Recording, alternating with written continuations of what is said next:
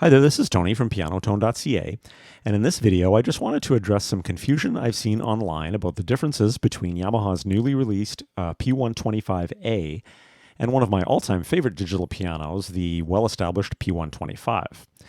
Now, I already did do a video on this topic, which I've linked to in the description below, where I mentioned that the P-125A is not an upgrade to the P-125. It is actually the exact same instrument in every way, only with a very important feature removed, and that is the audio interface that's built into the USB to host port on the P-125. I go over in detail what that means in my other video, so go check that out if you haven't watched it yet. But suffice it to say, it is a pretty massive feature to have removed. But what I wanted to go over in this video is some confusion that has arisen about string resonance and key-off samples. Let's check it out. So Yamaha does have slightly different websites in different parts of the world, but on many of them, Yamaha explicitly added string resonance and key-off samples to the specs page for the P-125A. So I'm here on the Canadian Yamaha website, so I'm going to go to the P-125A. I'm going to go to the specs page.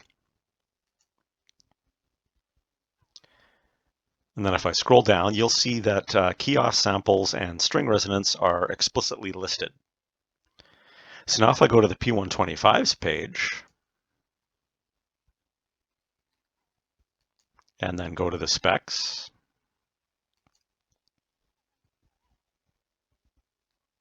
you'll see that there's no mention of string resonance or key-off samples. So I think this has given some people the impression that these two features were added to the P-125A, but that is definitely not the case. I'm going to go to page 25 and 26 of the manuals for these two pianos. So there's the manual for the P-125A. So I'm going to scroll down to page 25.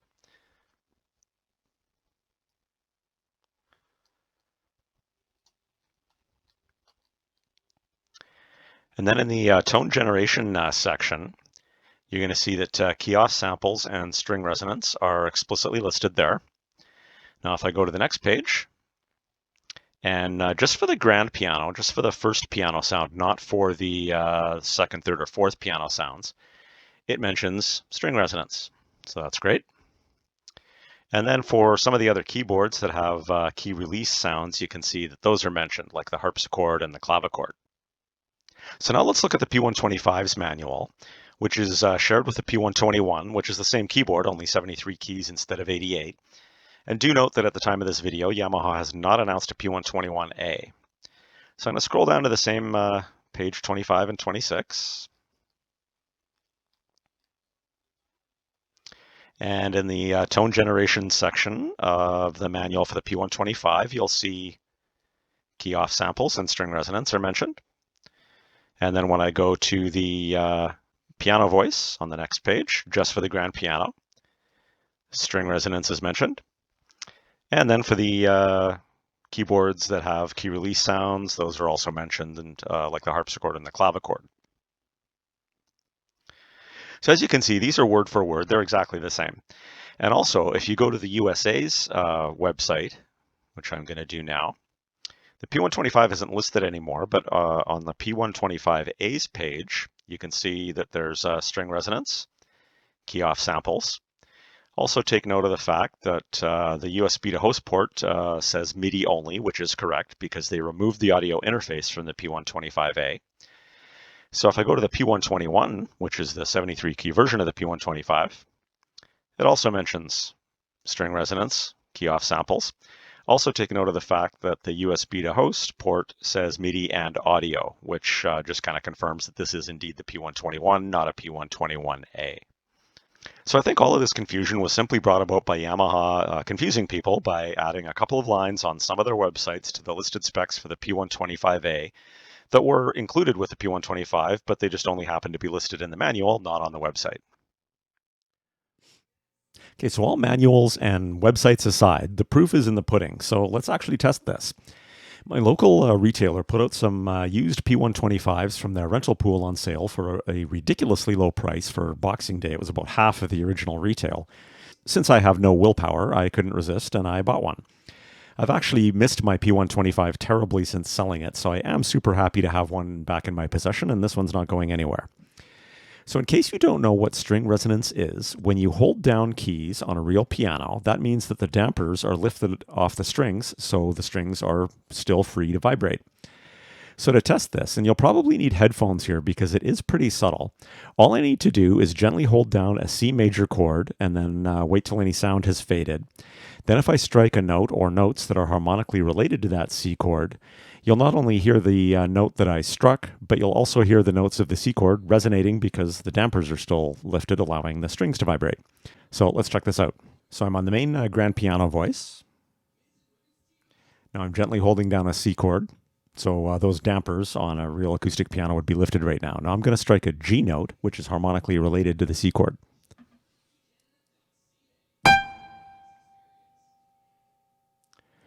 So you can hear that resonating. Now I'm going to do that again, but then I'm going to let go of the chord, and as soon as I do, you're going to hear the resonating stop, and that's because those dampers are back on the strings again.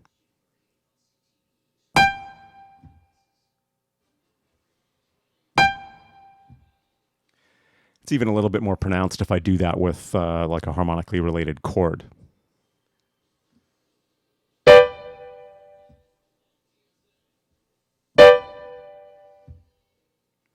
So that's the string resonance. Now, if I try to do the same thing with a note that's not harmonically related to the notes that I'm holding down, like a C sharp when I'm holding down a C chord, you shouldn't hear anything resonate.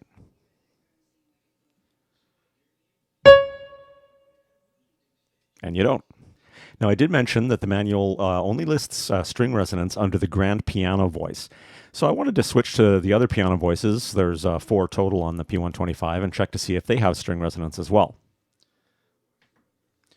So I'm on the first variation, which is the live grand. So let's try it here.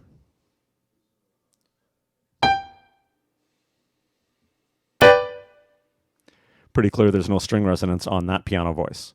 So I'm going to try the next one. This is the ballad grand.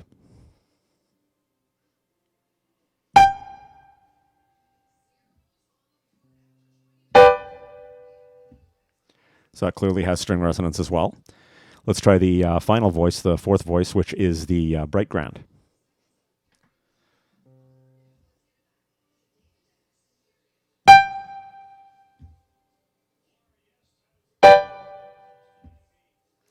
String resonance also present there. So although the manual only mentions string resonance on the main grand piano voice, it's actually enabled on 3 out of 4 of the voices. So now let's test the harpsichord to see if there are any key-off samples. Now, I've never actually played a real harpsichord, but there is apparently a discernible sound when you let go of a key. And if you ever listen to some popular harpsichord songs, you'll be able to pick that up on a real harpsichord. So let's check that out.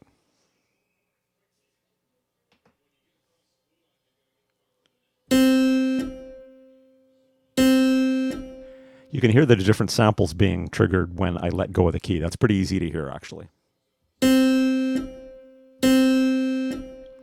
Now, just for a quick comparison, I've got a much less expensive keyboard, my newly purchased Alesis Recital 61. There's a review coming soon. I've got it set to its harpsichord voice, which doesn't have key-off samples, naturally, given the price. And let's just listen for the difference.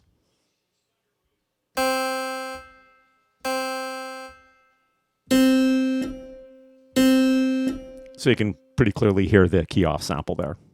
Now, while I was at the store, I also did test the P-125As that were on display, and as expected, the string resonance and key-off samples behave exactly the same on the P-125A as they've always been on the P-125.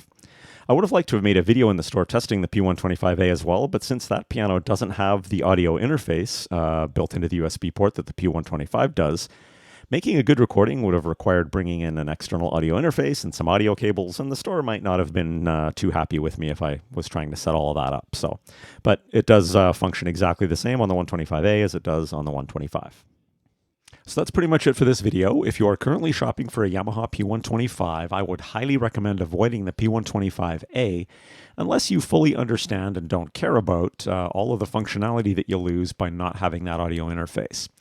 To quickly sum that up, without the audio interface, you can no longer stream audio into the piano from a device like an iPad to play along with YouTube or backing tracks, or listen to online piano lessons in your headphones or through the piano speakers.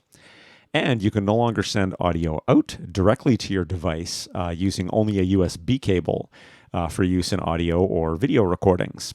Now, in order to record audio, you will need to connect some bulky audio cables from the line-out jacks to an external audio interface box like a Focusrite Scarlett, and then connect that to your device with a USB cable. So hopefully that helps to clear up some of the confusion, and now I'm really hoping that Yamaha releases a P-125 soon that will actually be an upgrade to one of the best digital pianos ever, the P-125 or the P-121. Thanks a bunch for checking this video out, and have an awesome day.